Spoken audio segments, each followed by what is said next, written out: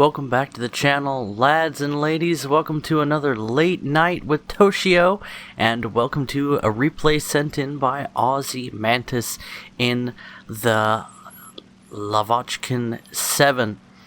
This is something of a Mario fighter, and by that I mean it's pretty well-rounded all round and doesn't excel really anywhere, except maybe in, how do I put it, sort of quick energy recovery. And the guns are maybe a little bit underpowered, but you get a tad more ammunition for your two 20mm cannons.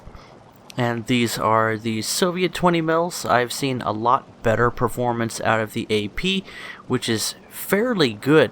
It really feels like a slightly earlier, slightly weaker version of the American 20 mils that also excel with their armor-piercing rounds.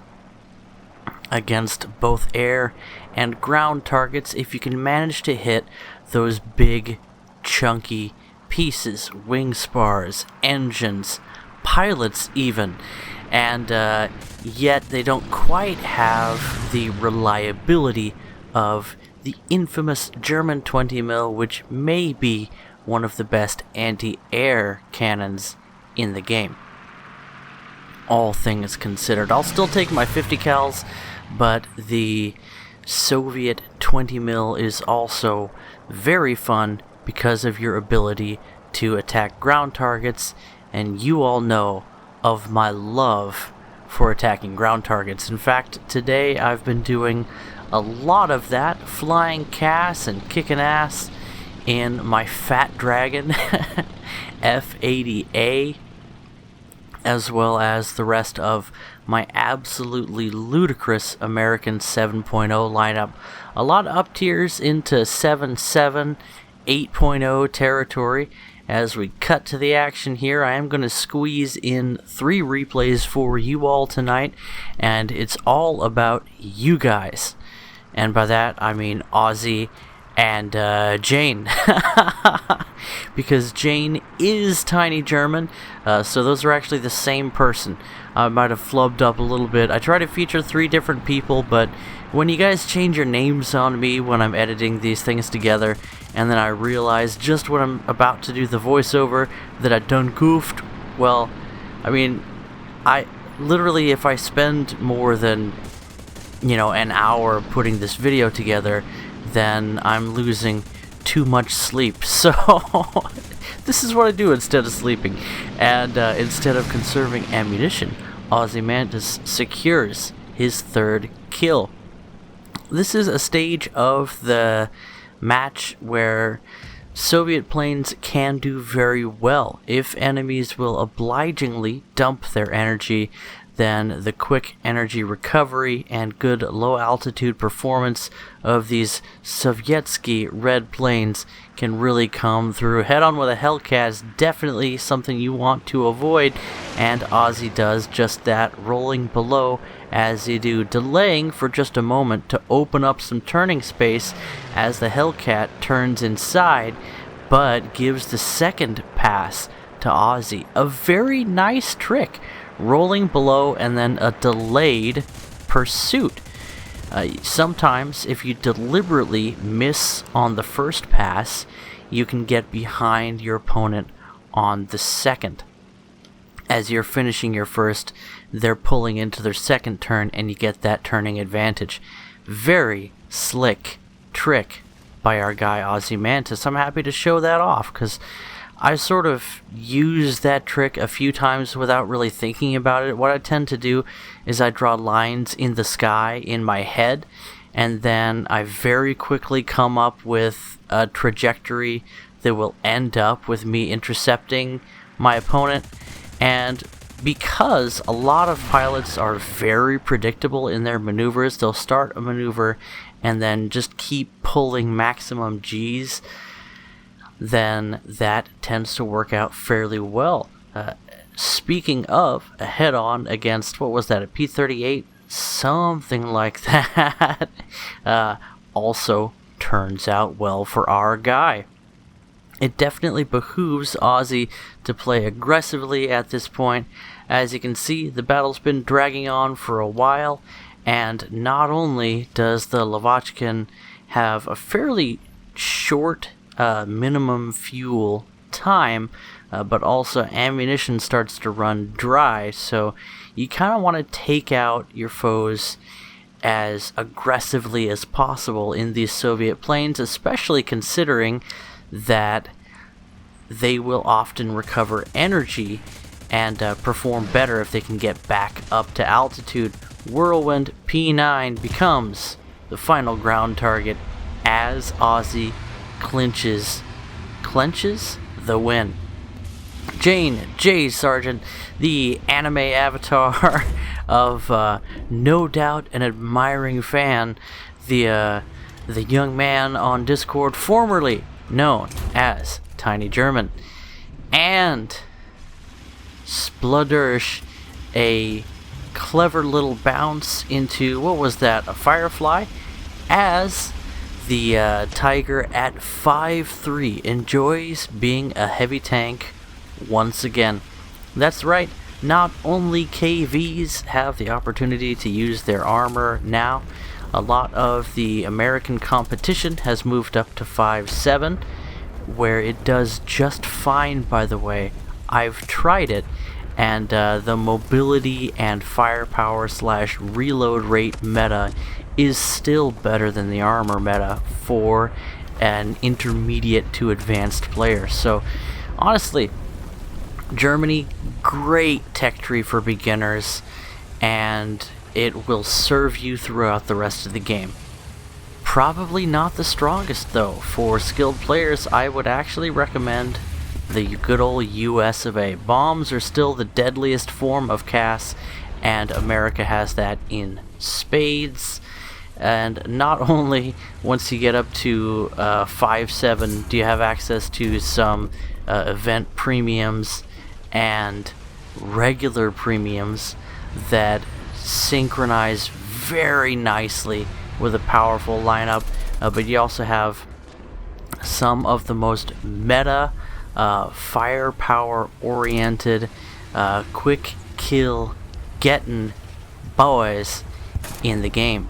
But this is not 5-7, this is 5-3, and the Tiger does just as well here as you would expect it to. In fact, with the ability to bounce around, in fact, to bounce quite a number of rounds in this match, it really just makes me happy. I'm definitely a freeaboo.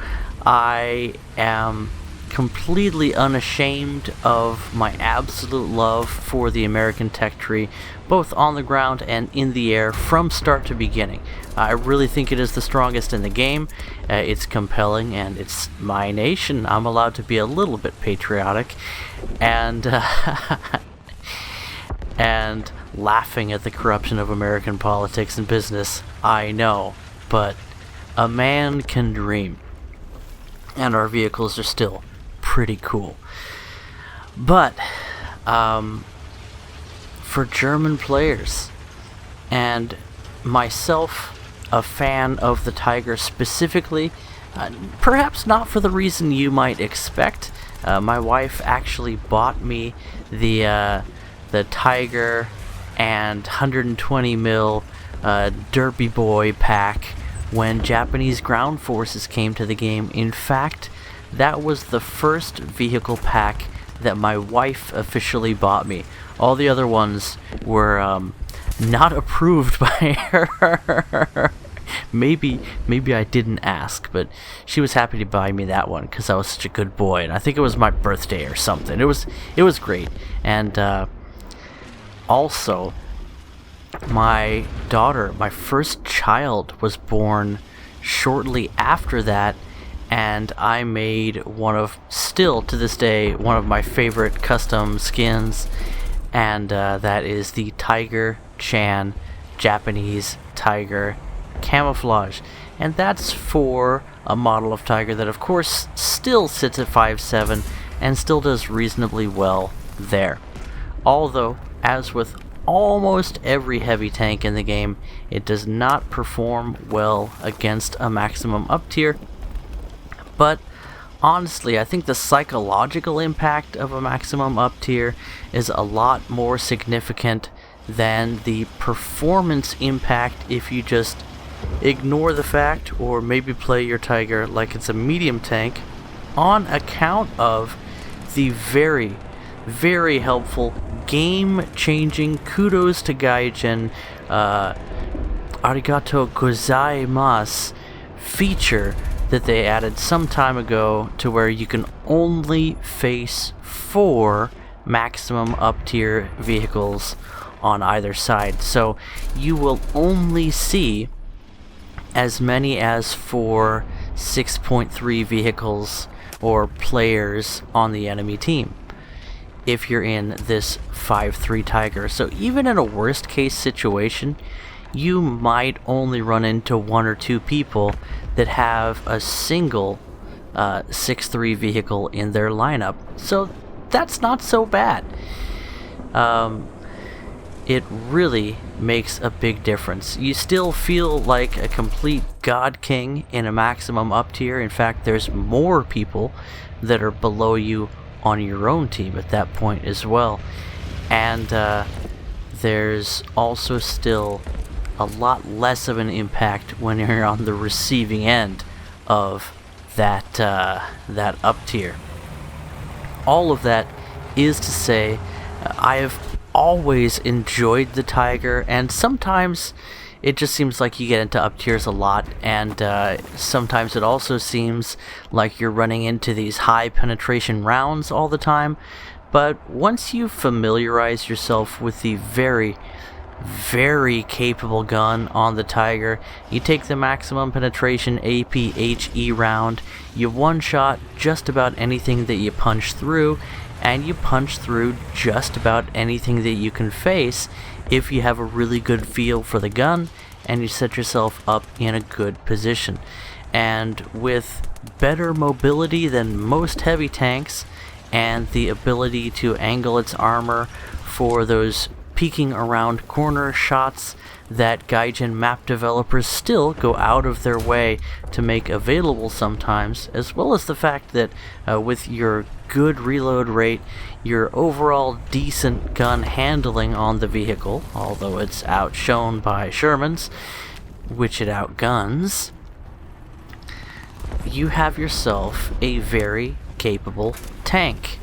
If not always a heavy tank brawler, at the very least something that can use good positioning and terrain to get very satisfying kills. It's always just beautiful to see that thick 88 launching destruction downrange and get the total destruction shrapnelization of the APHE Christmas tree explosion round. It feels like Christmas every time. You get a shrapnel, and you get a shrapnel, and the cannon breech gets a shrapnel too. It's a fun time for the whole family. And on top of all that, this is just a mean looking tank, is it not? It's boxy, it's got all kinds of accessories hanging off of it. It really looks like a monstrosity with an engine that was just kind of crammed into this armored box. It's this truly German mix of elegance and abandon by people that were very skilled at coming up with creative solutions to problems that might not even exist. Well, let's not get too into German solutions now, shall we? But a problem that still exists, look at this. You see that yet another replay bug. In the replay, it looks like those bridge segments are destroyed when they still have, what's it called? Normal force. They're a solid object. They just appear to be destroyed, and I'm sure in the live gameplay they did not appear to be destroyed. And at the same time, speaking of, taking hit after hit from what looks to be a few AA trucks that looked like 40 mils coming in, as well as some British 20 mils from probably two directions. Machine gun fire coming from someone who's obviously not an AA, as more rounds splash ineffectually on the rather unangled frontal plate of the Tiger. But when you're in a situation where you have enemies all around, you do what you got to do. And Jane, finding himself very lucky to be alive, and the receiving end of some delightful sparkly fireworks brought to you by some of the fantastic graphical updates that have come to the game recently that I appreciate so very, very much. Now Gaijin, please, your boy needs that client stability improvement. I need it so bad. I've been looking at 1 to 2% packet loss constantly every time I play the game, and it eats at my soul. I probably picked up at least half a dozen ghost rounds today, and those matter, especially when you're lightly armored. Looking at the pockmarks in the frontal plate of the Tiger, always satisfying to experience your heavy tank acting like a heavy tank. This is really what every Tiger driver wants to have in their match, and Jane gets to live the dream today. And I guarantee that if you play the Tiger, you'll have matches like this every now and then, and the rest of the time you just need to forget that you're called a heavy tank and flank and spank with the mediums like a good boy. The gun is fantastic all the time on the Tiger, even if it can have a harder time punching through. It's just all about positioning now, isn't it? I did talk about the 120 mil ordinary high explosive firing short naval gun. It sounds like some kind of dirty joke, but yes, the Japanese did in fact, excuse me, adjusting my own anatomy here, 120 mil stubby gun. But yes, the Japanese did in fact insert this naval gun into, what is this, a Chiha Kai, something like that. In any event, I still see a bare mount for a roof-mounted MG. That's what that little hook on top of the turret is. That's a MG mount for what could be potentially an anti-aircraft, anti-infantry machine gun that was mounted some time ago on like one Japanese tank because somebody asked very nicely, and at the same time nobody thought to apply that same logic to all the other Japanese tanks that have that empty hook for a turret-mounted machine gun. Not that it matters all that much, but I'm sure I've shot down 1 or 2 planes with the thing on my other Japanese tanks. So, Gaijin, please gib. But we'll just add that to the long list of things that just aren't important enough to get attention right now. Because seriously, Gaijin, fix your servers, fix your optimization. I beg you.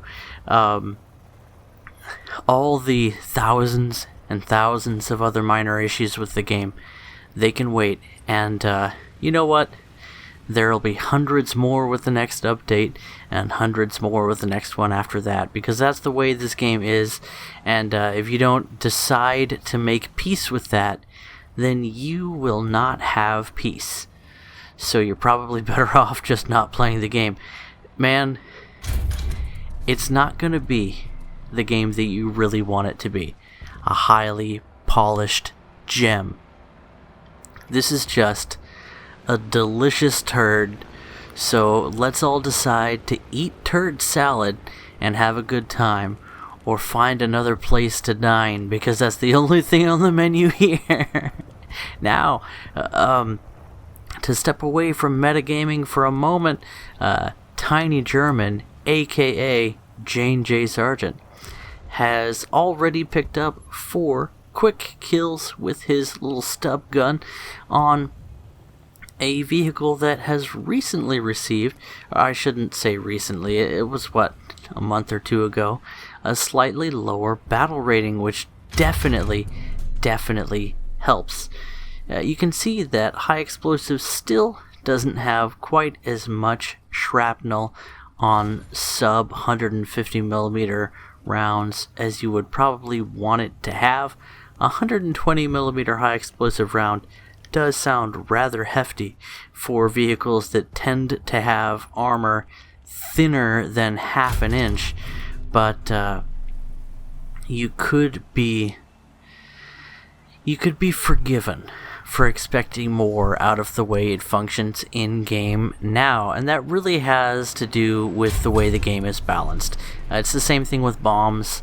High explosive bombs, which make up the vast majority of bombs in the game, have been nerfed again and again and again, to the point that they're reasonably well balanced most of the time.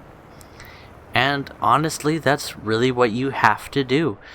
The same thing applies to vehicles that use high explosive rounds predominantly, and it also did apply to heat as well for quite some time, although that has seen some improvement.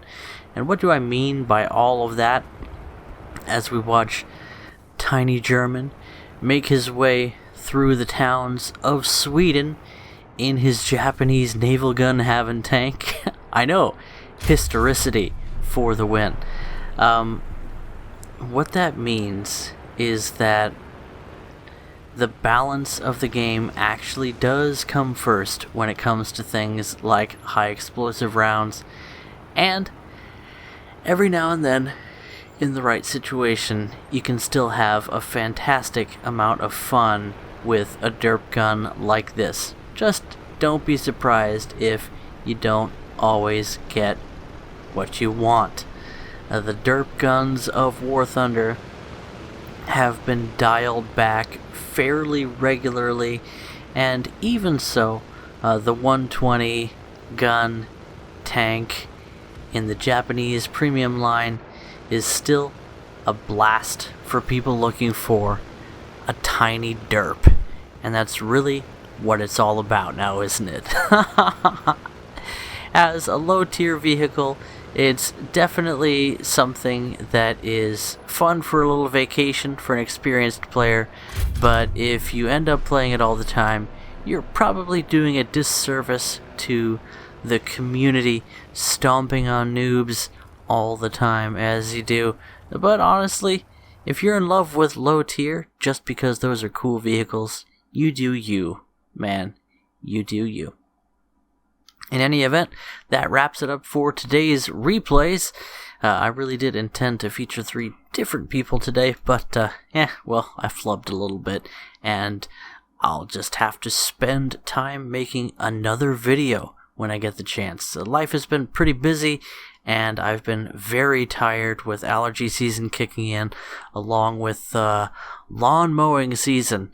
So I hope you all are having a blast. Again, I'm looking forward to World War Mode, and I'm looking forward to hearing from you in the comments section and on the Discord, link in the description below, where you can send in your own replays. Catch you later.